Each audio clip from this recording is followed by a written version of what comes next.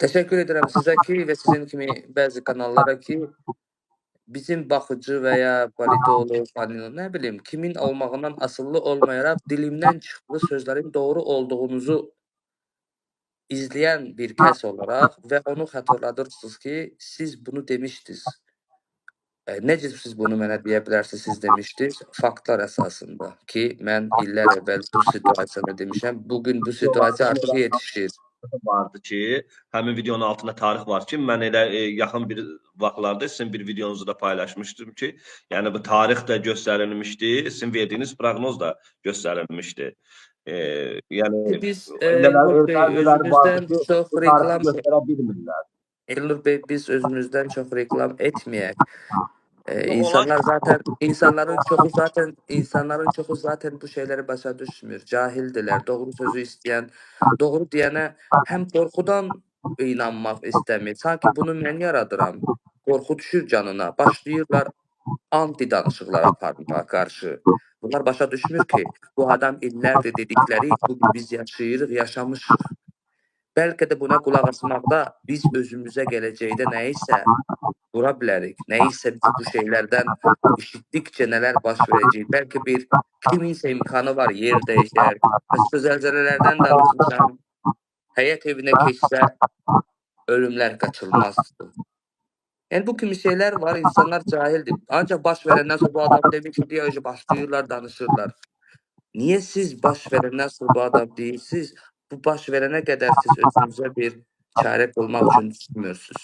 Yəni mən Hindistan və ya Afrika bölgəsində növbəti zəlzələ məkanı orada deyəndə bəzilər gülürdü. Başqa bir yerdə Türkiyədəki böyük zəlzələdən sonra bu qədər böyük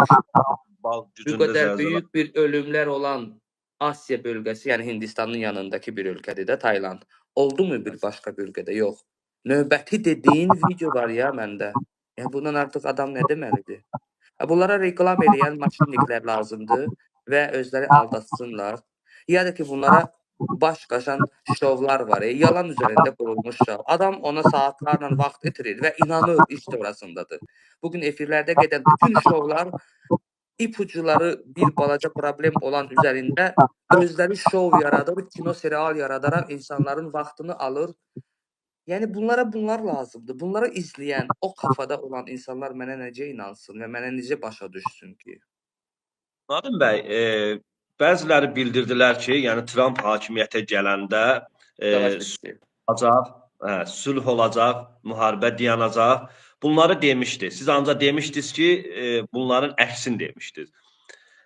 Bəziləri də bildirmişdi, yəni bir ekstrasens vardı ki, Rusiyada yaşayan ekstrasens bildirmiş ki, yəni Ukrayna-Rusiya müharibəsi bu zamanla göstərmişdi ki, bu zamanda dayanacaq. 24 günə güya bitirəcək demişdi.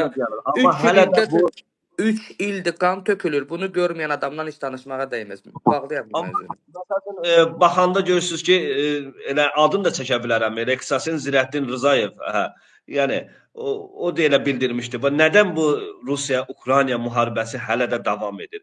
Və sizin də onu soruşun. Mən bu 3-cü Dünya Savaşı gəlib çıxacağı demiş adama və onun arxasındayım, hələ də davam edir və davam edəcək. Trump bunu bitirəcək deyəndə də mən demişdim ki, sadəcə Trumpın hökumətə gəlməsinə və Trumpın bu sözlərinə görə susmuş, sakit olmuş bir hal-hazırda bir kütlə var. Amma politikadan başa düşənlər, baxanlar, baş açanlar görürlər ki, dünya hara gedir və hətta dünya hal-hazırda sakitlik şüarlar, sözlər altında daha çox qaynayır, daha çox pis bir nöqtəsinə gəlib çıxıb. Hər an 3-cü Dünya Savaşı çıxa bilər. Hər gün, hər an, hər bir saat içində. Çünki o qədər qəlizdir dünyadakı proseslər. Bəzi politoloqlar elə müzakirə edir ki, yəni Amerika-İran arasındakı münasibətlərin gərginləşməsi ilə bağlı Azərbaycana təsirindən danışır. Deyir ki, qaçqın axınları ola bilər, Azərbaycan buna hazırlığı olmalıdır. Yəni bir politoloq kimi, yox bir ekstrasens kimi, yəni bunları siz necə analiz eləyə bilirsiniz, necə şərh eləyə bilərsiniz? O sizin dediyi söz qardaş, mən aylarca demişəm. İndi mən politoloqların dünən dediyi sözünə qulaq. Onu mən demişəm. Onu mən nə bilim, valla dövlət başçıları düşünməlidir ki, yəni İranda bir şey olsa necə qorumalılar. Yəqin onlar onu tədbirləri görür, onlar bizdən az bilməzlər. Onlar daha gözəl bilir nə etmək lazımdır. Bəs bizə hər dəfə yazırlar, deyirlər ki, elə Nadim bəylə canlı yayım edəndə, danışanda soruşun ki, Azərbaycan haqqında indi sizin çoxlu proqnozlarınız vardı. Elə indiki izləyicilərimizə yeni proqnoz, yəni ola bilsin ki, təkrar ola bilər, amma bəzi izləyicilər üçün yeni proqnoz ola bilər. Nə deyə bilərsiniz? Mən Azərbaycan haqqında çox proqnozlar vaxtilə verdim. Qarabağ savaşı olacaq, bu olacaq. Həmən savaş bitəndə, 44 günlük savaş bitəndə, hələ bitməmiş 45 gün görürəm demişdim. Millət bunu görmürsə, analiz eləmirsə, millətə bu şeylər maraqlı deyilsə, mən təkrarən özümü yormaq da istəmirəm. Mən özüm, öz ətrafım, öz ətrafdakı insanları necə qorumaq lazımdır, nələr baş verəcək, zaten onlara deyirəm. Durum elə bir durumdur ki, vəziyyət elə bir vəziyyətdir ki, hal-hazırda hər yerdə sakitçilik görsənir. Hamı mağazada, işdə, gücdə, restoranlarda ərəb tutmaqla, oyunla, buyla, nə bilim, mikrofon tutmaqla, nə bilim, nəyisə tutmaqla məşğuldurlar, pul qazanmağa. Amma bunlar başa düşmürlər ki, tutmalı olan şey hal-hazırda siyasi durumunun doğru analiz etməsidir və doğru yoludur, doğru məqamdır tutmalısınız ki, və harda siz necə etmək lazımdır. Yəni bunu mən kimə deyim? Özümdür, öz ətrafımdır, bilir də. Mən çox dedim, başa düşmürlər. Mən zaten Azərbaycan iki şeydən də qorumalıdır.